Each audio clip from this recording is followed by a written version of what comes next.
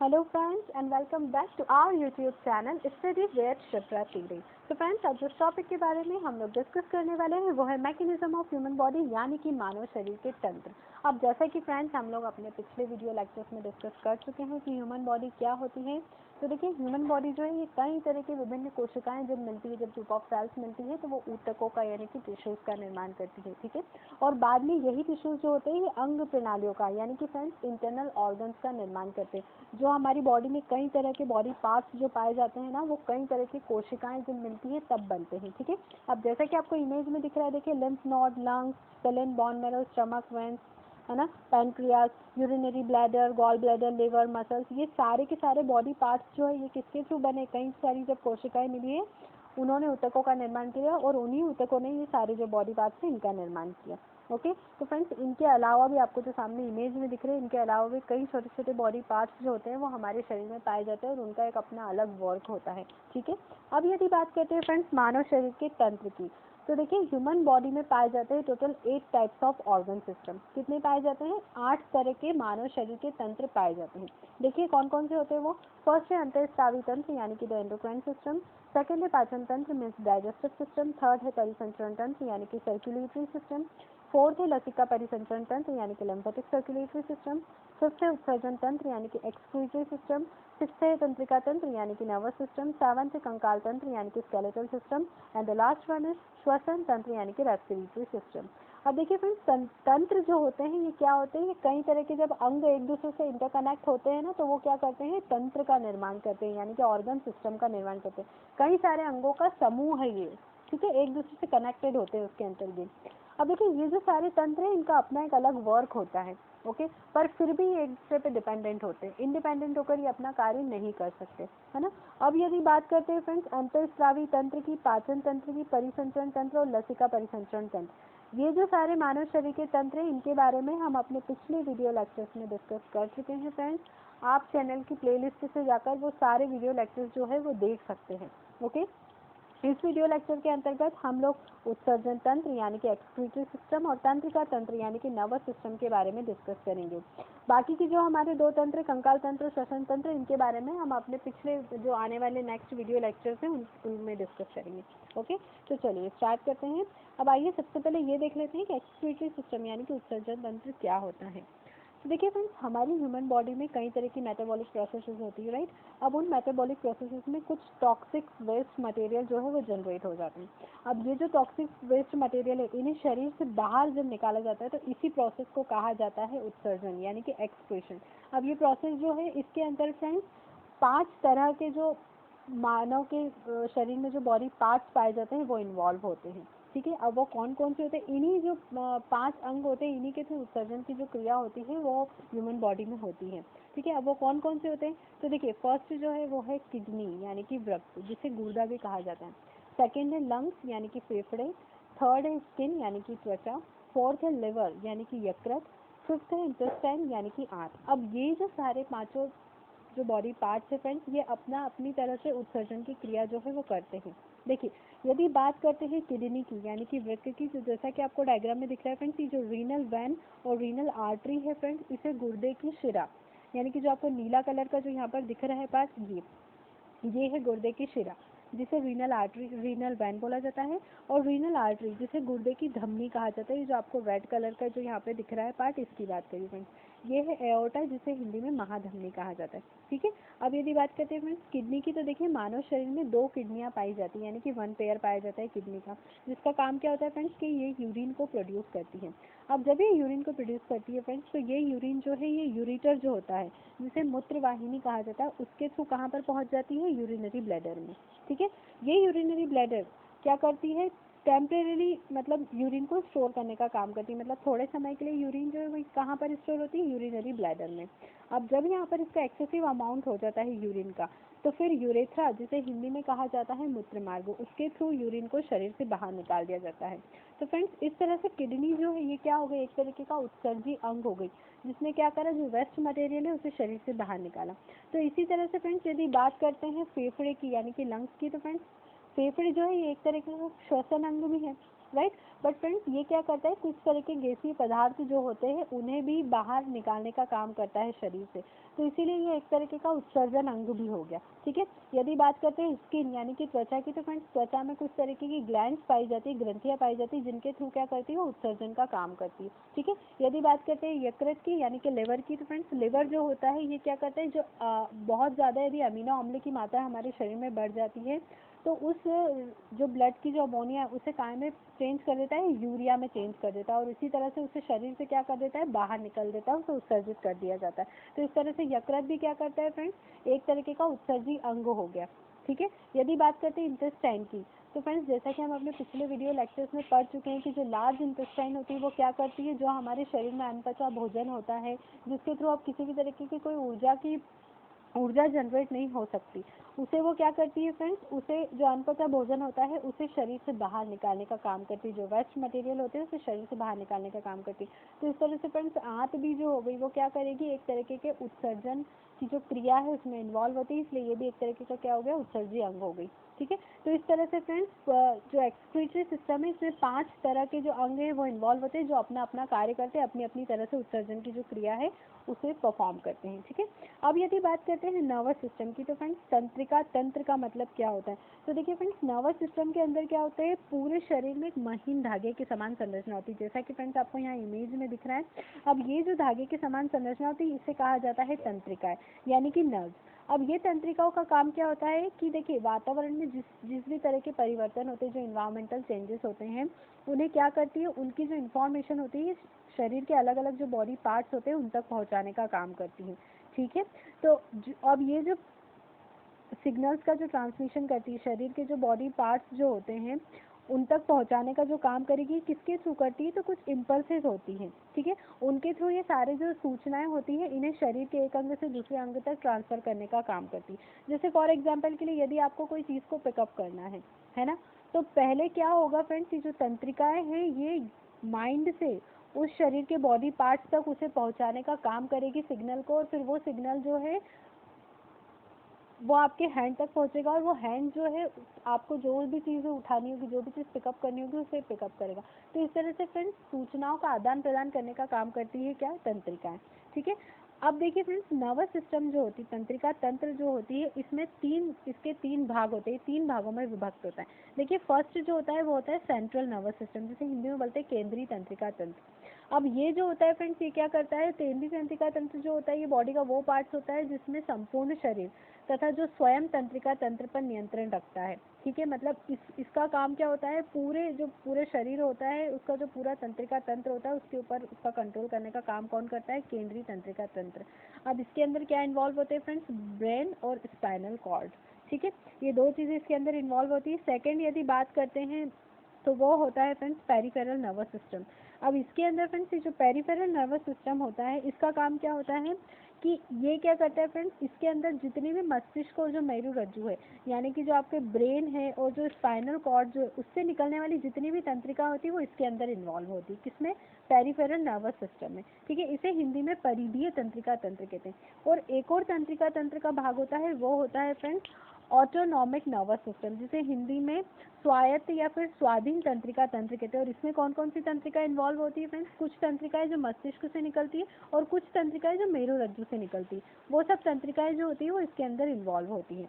ठीक है, तो इस तरह से फ्रेंड्स 3 तरीके के तंत्रिका तंत्र के अलग अलग भाग होते हैं।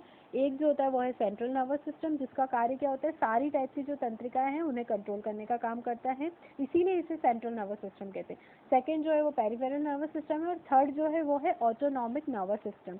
ठीक है, तो इस तरह से अलग अलग जो सारे नर्वस सिस्टम है उनका अलग अलग कार्य है। ओके, तो चलिए अब इनसे रिलेटेड जो इंपॉर्टेंट क्वेश्चन है उन्हें डिस्कस करते हैं। ओके, तो फ्रेंड्स हमारा फर्स्ट क्वेश्चन है वृक्क यानी किडनी का भार कितना होता है। अब देखिए फ्रेंड्स बाहर जाने से पहले इसकी लोकेशन जान लीजिए कि ह्यूमन बॉडी में वो कहाँ पर पाई जाती है। तो जैसा कि आपको इमेज में दिख रहा है, देखिए फ्रेंड्स जो वृक्क होता है ये किसके आकार का होता है, सेम के जो बीज आते हैं यानी कि जो एप्पल के जो बीज आते हैं उसके आकार का होता है, राइट। और ये कहाँ पर पाया जाता है, तो फ्रेंड्स ये उदर गुहा में जो पीठ वाला एरिया होता है, पीठ में जो कमर का जो एरिया होता है वहाँ पे कशेरुकी दंड होता है, ये इसकी बात कर रहे हैं फ्रेंड्स। ठीक है, जिसे इंग्लिश में वर्टिब्रल पेनाल्टीज बोलते हैं। ठीक है, इस वर्टिब्रल पेनाल्टीज जो होता है इसके दोनों तरफ एक एक जो वृक्क होता है वो होता है। है ना। यानी कि मनुष्य के शरीर में फ्रेंड्स दो जो किडनीज है वो पाई जाती है, यानी कि 1 पेयर उनका। ठीक है, अब देखिए यदि बात करते हैं इसके भार की, तो फ्रेंड्स जो किडनी का भार होता है वो होता है 140 ग्राम। तो यहाँ पर जो आपका ऑप्शन नंबर 3 है वो करेक्ट हो जाएगा कि वृक्क का भार कितना होता है 140 ग्राम। ओके, चलिए नेक्स्ट क्वेश्चन देख लेते हैं। Okay, so friends the next question is वृक्क के बाहरी भाग को क्या कहा जाता है। अब देखिए फ्रेंड्स, जैसा कि आपको इमेज में दिख रहा है, देखिए ये जो है ये रीनल वैन है और ये रीनल आर्टरीज है, जिसके बारे में मैं आपको बता चुकी हूँ। ओके, अब ये है एड्रिनल ग्लैंड, जिसके बारे में फ्रेंड्स हम लोग पिछले वीडियो लेक्चर्स में डिस्कस कर चुके हैं कि एड्रिनल ग्लैंड जो है वो कहाँ पर पाई जाती है, वृक्क के ऊपर। ओके, तो एड्रिनल ग्लैंड जो है वो पाई जाती है वृक्क के ऊपर। अब यहाँ पर आपसे पूछा था कि वृक्क के बाहरी भाग को क्या कहा जाता है, तो देखिए जैसा कि आपको इमेज में दिख रहा है, वृक्क का जो बाहरी भाग है उसे कहा जाता है कॉर्टेक्स। तो यहाँ पर जो आपका ऑप्शन नंबर 2 है कॉर्टेक्स, वो करेक्ट हो जाएगा। ओके, चलिए नेक्स्ट क्वेश्चन देख लेते हैं। नेक्स्ट क्वेश्चन है वृक्क के भीतरी भाग को क्या कहा जाता है ना। जो किडनी का जो भीतरी भाग होता है, इंटरनल जो पार्ट होता है, उसे क्या कहा जाता है, तो उसे कहा जाता है फ्रेंड्स मेडुला। जैसा कि आपको इमेज में भी दिख रहा है फ्रेंड्स, देखिए जो इंटरनल पार्ट है इसे कहा जाता है मेडुला। ठीक है, तो यहाँ पर जो आपका ऑप्शन नंबर 3 है वो करेक्ट हो जाएगा कि वृक्क के भीतरी भाग को कहा जाता है मेडुला। ओके, चलिए नेक्स्ट क्वेश्चन देख लेते हैं। नेक्स्ट क्वेश्चन है वृक्क की कार्यात्मक इकाई यानी कि फंक्शनल यूनिट किसे कहा जाता है। तो फ्रेंड्स वृक्क की फंक्शनल यूनिट के बारे में जानने से पहले ये जाने कि देखिए वृक्क जो होता है फ्रेंड्स, उसमें कई सारे छोटी छोटी वृक्क नलिकाएं पाई जाती, कई सूक्ष्म वृक्क नलिकाएं पाई जाती है। यदि इनकी संख्या की बात करते हैं तो लगभग 1,30,00,000 वृक्क के अंदर वृक्क नलिकाएं पाई जाती हैं। और ये जो वृक्क नलिकाएं पाई जाती है इन्हें कहा जाता है नेफ्रॉन। और यही नेफ्रॉन जो इसे क्या कहा जाता है, वृक्क की फंक्शनल यूनिट यानी कि कार्यात्मक इकाई, है ना। जैसा कि आप इमेज में भी देख सकते हैं, देखिए यहाँ पर मैग्नीफाइंग व्यू बताया गया है, कई तरह की वृक्क नलिकाएं होती है नेफ्रॉन। ठीक है, और इनका एक अपना इंपॉर्टेंट कार्य होता है वृक्क के अंदर। ओके, तो यहाँ पर जो आपका ऑप्शन नंबर 1 है वो करेक्ट हो जाएगा कि वृक्क की कार्यात्मक इकाई यानी कि फंक्शनल यूनिट किसे कहा जाता है, तो वो होते हैं nephron. So here is your first number option is correct option. चलिए नेक्स्ट क्वेश्चन देख लेते हैं। Okay, so the next question is nephron में पाई जाने वाली छोटी प्यालीनुमा संरचना को क्या कहा जाता है। अब देखिए फ्रेंड्स, वृक्क की जो कार्यात्मक इकाई है वो तो है नेफ्रॉन। अब इसके अंदर फ्रेंड्स एक तरह की प्यालीनुमा संरचना पाई जाती है, तो उसे क्या कहा जाता है, तो उसे कहा जाता है फ्रेंड्स बॉमन संपुट। यदि इंग्लिश में बात करें तो इसे कहा जाता है बॉमन कैप्सूल। आप इमेज में भी देख सकते हैं फ्रेंड्स, नेफ्रॉन के बारे में हम लोग डिस्कस कर ही चुके हैं कि क्या है, ये कार्यात्मक इकाई है जो वृक्क के अंदर क्या करती है, कुछ ना कुछ फंक्शन जो है वो परफॉर्म करती है। ओके, और इसके अंदर एक प्यालीनुमा संरचना पाई जाती है जिसे कहा जाता है बॉमन कैप्सूल। हिंदी में बात करें तो उसे कहा जाता है बॉमन संपुट। So here is your second number option is correct option. चलिए नेक्स्ट क्वेश्चन देख लेते हैं। नेक्स्ट क्वेश्चन है वृक्क के चारों तरफ पाई जाने वाली झिल्ली को क्या कहा जाता है। अब देखिए फ्रेंड्स, वृक्क जो होता है उसके चारों तरफ एक तरीके की झिल्ली पाई जाती है, एक तरीके की मेम्ब्रेन पाई जाती है। उस मेम्ब्रेन को क्या कहा जाता है, तो जैसा कि फ्रेंड्स आपको इमेज में दिख रहा है, जो वृक्क होता है उसके चारों तरफ क्या पाई जाती है फ्रेंड्स, पेरिटोनियल मेम्ब्रेन। ठीक है, तो पेरिटोनियल मेम्ब्रेन जो होती है वो पाई जाती है वृक्क के चारों तरफ। तो यहाँ पर जो आपका ऑप्शन नंबर 3 है वो करेक्ट हो जाएगा। चलिए नेक्स्ट क्वेश्चन देख लेते हैं। Okay, so the next question is urine का रंग हल्का पीला निम्न में से किसके कारण होता है। अब देखिए फ्रेंड्स, यूरिन का रंग जो हल्का पीला होता है वो किसके कारण होता है, यूरोक्रोम के कारण। तो यहाँ पर जो आपका ऑप्शन नंबर 3 है वो करेक्ट हो जाएगा। आप यूरिन के कलर के थ्रू बता सकते हैं फ्रेंड्स कि जो हमारी बॉडी है वो डिहाइड्रेशन का शिकार तो नहीं है। जितना ज़्यादा यूरिन का रंग डार्क होगा, डिहाइड्रेशन की प्रॉब्लम उस बॉडी में उतनी ही ज़्यादा होगी। ठीक है, ओके, तो यूरिन का रंग हल्का पीला किसके कारण होता है, तो वो होता है यूरोक्रोम के कारण। सो here is your third number option is correct option. चलिए नेक्स्ट क्वेश्चन देख लेते हैं। नेक्स्ट क्वेश्चन है यूरोक्रोम का निर्माण किसके द्वारा होता है। अब देखिए फ्रेंड्स, यूरोक्रोम वही फैक्टर है जिसके थ्रू यूरिन का रंग लाइट येलो होता है। ओके, तो इसका निर्माण किसके थ्रू होता है, तो इसका निर्माण होता है फ्रेंड्स हीमोग्लोबिन के थ्रू। हीमोग्लोबिन का जब टूटता है, जब उसका विखंडन होता है, तो यूरोक्रोम का निर्माण होता है। जैसा कि फ्रेंड्स आपको इमेज में दिख रहा है, देखिए रेड ब्लड सेल्स जो होता है, आरबीसी जो होती है, उसमें हीमोग्लोबिन पाया जाता है। अब ये जो हीमोग्लोबिन के मॉलिक्यूल है, जब ये टूटेंगे तो ये किसका निर्माण करेंगे, तो ये निर्माण करेंगे यूरोक्रोम का। ठीक है, तो यहाँ पर जो आपका ऑप्शन नंबर 3 है वो करेक्ट हो जाएगा कि यूरोक्रोम का निर्माण किसके थ्रू होता है, तो वो होता है हीमोग्लोबिन के थ्रू। ओके, चलिए नेक्स्ट क्वेश्चन देख लेते हैं। Okay, so the next question is वृक्क में बनने वाली पथरी यानी कि स्टोन किसकी बनी होती है। अब फ्रेंड्स आपने ये चीज़ सुनी होगी, ये पथरी की जो डिसीज होती है बॉडी में, है ना, तो पथरी की जो प्रॉब्लम होती है, जो पथरी होती है किसकी बनी होती है, तो ये बनी होती है फ्रेंड्स कैल्शियम ऑक्सलेट की। ठीक है। ये जैसा कि आप इमेज में देख सकते हैं, ये जो आपको व्हाइट कलर के जो पार्ट्स दिख रहे हैं यही स्टोन है, वृक्क में जो बन जाते हैं। ठीक है, जब आपके बॉडी में जब आयरन की मात्रा बहुत ज़्यादा बढ़ने लग जाती है ना, तो पथरी होने लग जाती है बॉडी में। ठीक है, तो ये जो पथरी होती है ये एक्चुअली बनी किसकी होती है, तो ये होती है कैल्शियम ऑक्सलेट की बनी। ठीक है, तो यहाँ पर जो आपका ऑप्शन नंबर सेकेंड है वो करेक्ट हो जाएगा। चलिए नेक्स्ट क्वेश्चन देख लेते हैं। नेक्स्ट क्वेश्चन है, निम्नलिखित में से वृक्क के कार्य क्या होते हैं। ठीक है, आपके ऑप्शन से वृक्क बेकार पदार्थों को यूरिन के रूप में शरीर से बाहर निकालता है, यहाँ पीएच वैल्यू को नियंत्रित करता है, वह जल और लवण की मात्रा को नियंत्रित कर ब्लड प्रेशर की मात्रा को भी नियंत्रित करता है। थर्ड ऑप्शन है, कुछ पोषक तत्व के बचे हुए पदार्थ तथा बाहरी पदार्थों को शरीर से बाहर निकालने का कार्य करता है। और फोर्थ है उपरोक्त सभी। तो देखिए फ्रेंड्स, वृक्क का जो काम होता है वो ये सारे ही काम जो है वो करता है।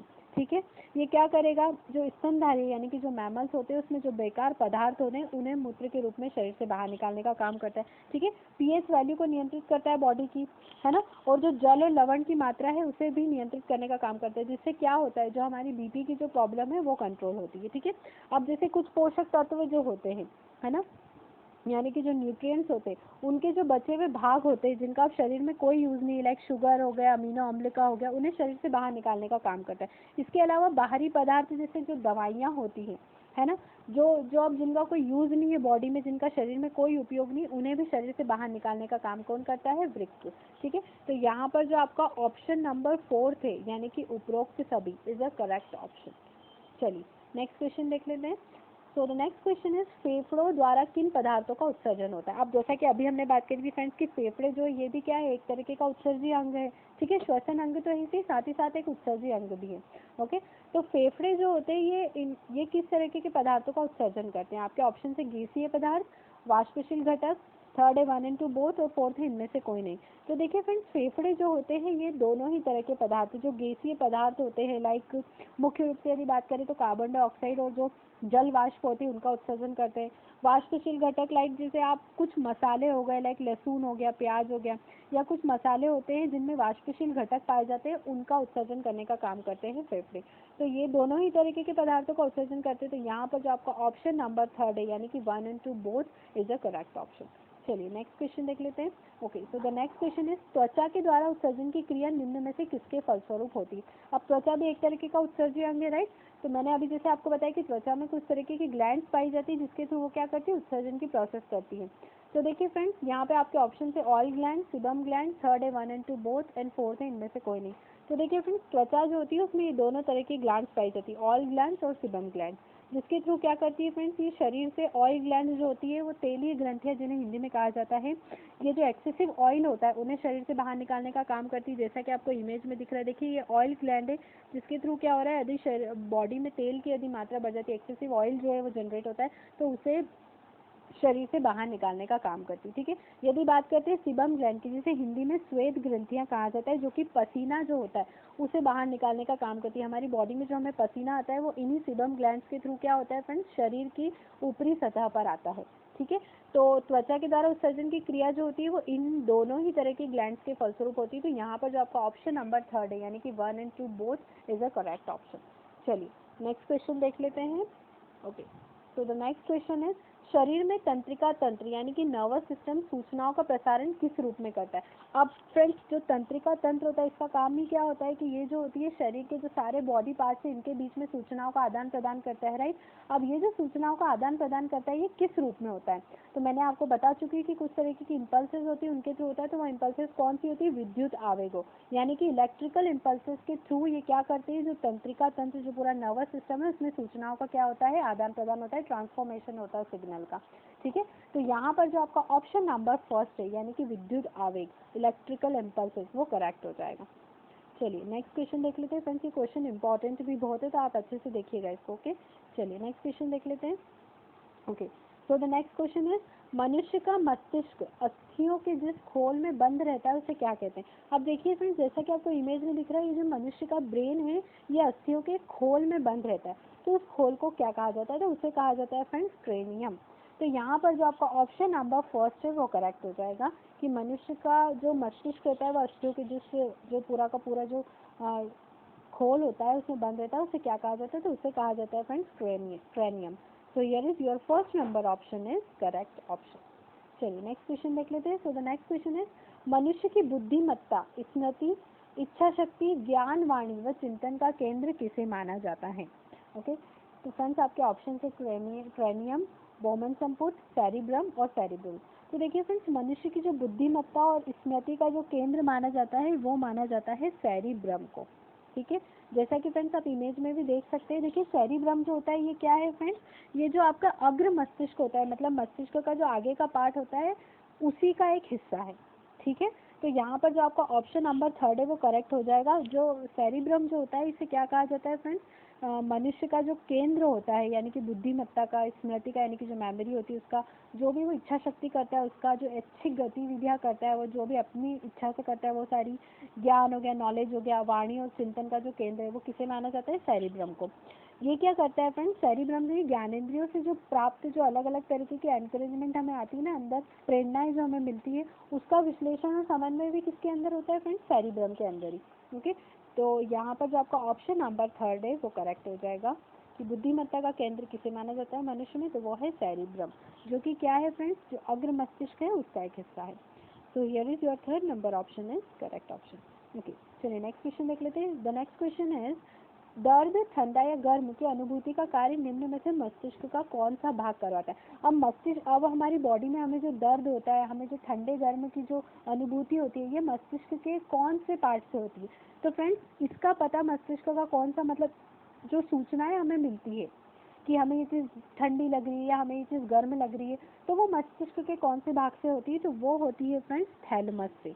तो यहाँ पर जो आपका ऑप्शन नंबर 4 है वो करेक्ट हो जाएगा। हम लोग अपने पिछले वीडियो लेक्चर्स में भी पढ़ चुके हैं कि थैलेमस क्या एक तरीके की ग्लैंड है जो कहाँ पर पाई जाती है? मस्तिष्क में पाई जाती है। और इसी के थ्रू क्या होता है फ्रेंड्स, हमारे शरीर में हमें ठंडा, गर्म या फिर हमें जो पेन होता है वो इसी के कारण होता है, इसी पार्ट के कारण, इसी से सिग्नल्स आते हैं और हमें फिर उस दर्द की या फिर ठंडे गर्म की अनुभूति होती है। तो यहाँ पर जो आपका ऑप्शन नंबर 4 है वो करेक्ट हो जाएगा। चलिए नेक्स्ट क्वेश्चन देख लेते हैं। नेक्स्ट क्वेश्चन है, मस्तिष्क में सबसे पीछे के भाग को क्या कहा जाता है? जो मस्तिष्क का सबसे पिछला हिस्सा होता है, जो पश्च मस्तिष्क जिसे हिंदी में कहा जाता है, उसे क्या कहा जाता है? तो उसे कहा जाता है फ्रेंड्स मेडुला ऑब्लिगेंटा। ये बहुत इंपॉर्टेंट क्वेश्चन है फ्रेंड्स कि मस्तिष्क का सबसे पीछे का जो पार्ट होता है उसे क्या कहा जाता है? तो वो कहा जाता है मेडुला ऑब्लिगेंटा को। ठीक है, सेरिब्रम के बारे में हम लोग डिस्कस कर चुके हैं फ्रेंड्स। ये जो सेरिबेलम जो होता है या इसे सेरिब्लर भी कहा जाता है फ्रेंड्स, ये जो है ये मध्य मस्तिष्क का, यानी कि जो मिडिल का जो ब्रेन है उसका पार्ट होता है। ठीक है, तो यहाँ पर आपसे पूछा था कि सबसे पीछे वाले भाग को क्या कहा जाता है, तो वो कहा जाता है मेडुला ऑब्लिगेंटा को। ठीक है, so here is your first number option is correct option. चलिए नेक्स्ट क्वेश्चन देख लेते हैं। Okay, so the next question is medulla oblongata के पिछले भाग को क्या कहा जाता है? अब जो मेडुला ऑब्लिगेंटा ये पश्चिम मस्तिष्क का भाग है, यानी कि पिछला भाग है मस्तिष्क का। अब इसका भी जो पिछला भाग है उसे क्या कहा जाता है? तो उसे कहा जाता है फ्रेंड्स मेरु रज्जु, यानी कि अगर इंग्लिश में बात करें तो उसे कहा जाता है फ्रेंड्स स्पाइनल कॉर्ड। तो यहाँ पर जो आपका फर्स्ट नंबर का जो ऑप्शन है वो करेक्ट हो जाएगा, मेरु रज्जु। ओके, चलिए नेक्स्ट क्वेश्चन देख लेते हैं। सो द नेक्स्ट क्वेश्चन इज, मनुष्य में कपाल तंत्रिकाएं व मेरु रज्जु तंत्रिकाओं की संख्या कितनी होती है?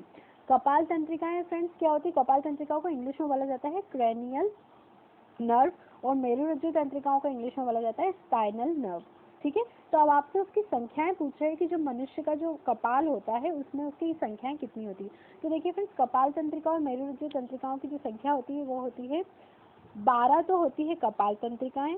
ठीक है, और मेरु रज्जु तंत्रिकाओं की संख्या होती है 31, की जो यहाँ पर आपको दिख रही है वो। ओके, तो इस तरह से फ्रेंड्स जो यहाँ पर जो आपका ऑप्शन नंबर 2 है वो करेक्ट हो जाएगा। चलिए नेक्स्ट क्वेश्चन देख लेते हैं। Okay, so the next question is, तंत्रिका ऊतक की इकाई को क्या कहा जाता है? अब देखिए फ्रेंड्स, तंत्रिका ऊतक यानी कि जो तंत्रिका तंत्र जो होता है वो भी कई तरह के ऊतकों से मिलकर बना होता है, राइट। अब तंत्रिका तंत्र का काम क्या करता है? वो सिग्नल का ट्रांसमिशन करता है। अब आपसे वही पूछे कि जो तंत्रिका ऊतक जो इसकी इकाई को क्या कहा जाता है? तो इसकी इकाई को कहा जाता है फ्रेंड्स न्यूरॉन। आप नेफ्रॉन और न्यूरॉन में कंफ्यूज मत होइएगा। नेफ्रॉन जो है ये वृक्क की फंक्शनल यूनिट है, ठीक है, और जो न्यूरॉन है ये किसकी यूनिट है? ये तंत्रिका ऊतक की इकाई है। ठीक है, तंत्रिका ऊतक की यूनिट है। अब देखिए न्यूरॉन क्या होता है? तो देखिए फ्रेंड्स, न्यूरॉन जो है एक तरीके की तंत्रिका कोशिका है, यानी कि नर्वस सिस्टम जो है उसके अंतर्गत फ्रेंड्स एक तरीके का नर्व सेल है, जो कि कैसा होता है? बहुत उत्तेजनीय कोशिका है, एक तरीके एक्साइटेड सेल है। और इसका कार्य क्या होता है? यही वो चीज़ है जो सूचनाओं का आदान प्रदान करती है, मस्तिष्क से सूचनाओं का आदान प्रदान करेगी सारे अंगों तक। ठीक है। इसी में क्या होती है फ्रेंड्स, एक सूचना जो होती है वो स्टोर होती है, और यदि उस सूचना को किसी बॉडी पार्ट तक जाना रहता है तो ये क्या करता है, उसे दूसरे न्यूरॉन तक पहुंचाने का काम करता है। किसके थ्रू? इलेक्ट्रिकल इम्पल्सेस के थ्रू। ठीक है, जिसे हिंदी में विद्युत रासायनिक इम्पल्सेस कहा जाता है। विद्युत रासायनिक जो सिग्नल्स होते हैं उनके थ्रू ये क्या करती है, सूचनाओं का आदान प्रदान करने का काम करती है। तो इसी तरह से फ्रेंड्स तंत्रिका उत्तक की इकाई कौन हो गया? Neuron. So here is your first number option is correct option. Okay, चलिए नेक्स्ट क्वेश्चन देख लेते हैं। तो friends the next question is, एक कोशिकीय जंतु में उत्सर्जन किसके द्वारा होता है? अब एक कोशिकीय जंतु यानी कि जिसमें केवल एक सेल हो, केवल वो एक कोशिका से मिलकर बना, एक तरह की कोशिकाओं से मिलकर बना, तो उसके अंदर उत्सर्जन की जो क्रिया है यानी कि जो एक्सक्रीशन की जो प्रोसेस है वो किसके थ्रू होती है? तो वो होती है फ्रेंड्स विसरण के थ्रू। ये जो एक कोशिकीय जीव होते हैं जिसमें केवल एक सेल होता है, जो यूनिसेल्युलर भी कहा जाता है जिन्हें, यूनिसेल्युलर, तो उनके अंदर उत्सर्जन की जो क्रिया होती है वो किसके थ्रू होती है? विसरण के द्वारा। तो यहाँ पर जो आपका ऑप्शन नंबर फर्स्ट है वो करेक्ट हो जाएगा। चलिए नेक्स्ट क्वेश्चन देख लेते हैं। नेक्स्ट क्वेश्चन है, मोलस्का में उत्सर्जन किसके द्वारा होता है? अब फ्रेंड्स मोलस्का जीव, मोलस्का जगत जो पूरा है उसके अंदर, मोलस्का संघ के अंदर जितने भी जीव आते हैं उसमें से कुछ की यहाँ पर मैंने इमेज लगाई है। देखिए उसमें ऑक्टोपस भी होती है और कई तरह के समुद्री जीव जो होते हैं वो इसके अंतर्गत आते हैं। ठीक है, तो मोलस्का में उत्सर्जन की क्रिया किसके थ्रू होती है? तो वो होती है फ्रेंड्स मूत्र अंग के द्वारा। ठीक है, तो यहाँ पर जो आपका ऑप्शन नंबर सेकंड है वो करेक्ट हो जाएगा कि मोलस्का में उत्सर्जन की क्रिया होती है मूत्र अंग द्वारा। चलिए नेक्स्ट क्वेश्चन देख लेते हैं। सो द नेक्स्ट क्वेश्चन इज, कशेरुकी जंतु में उत्सर्जन किसके द्वारा होता है? अब ये जो कशेरुकी जंतु होते हैं इनमें जो उत्सर्जन की क्रिया होती है वो किसके थ्रू होती है? तो कशेरुकी जंतुओं में उत्सर्जन की क्रिया जो होती है वो होती है वृक्क के द्वारा।